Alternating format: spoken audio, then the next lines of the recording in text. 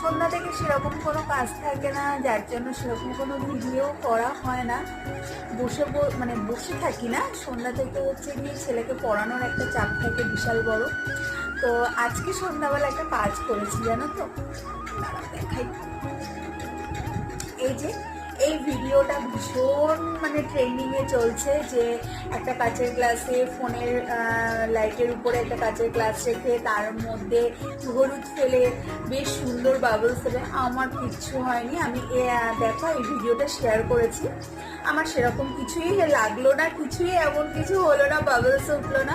তো যাই হোক, এটার পেছনে অনেকটা সময় নষ্ট করেছি আজকে সাজুগুজু টুকু করে।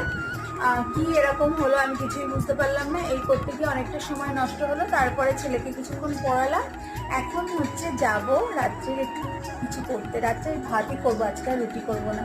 তো দেখা হচ্ছে তখন, টাটা।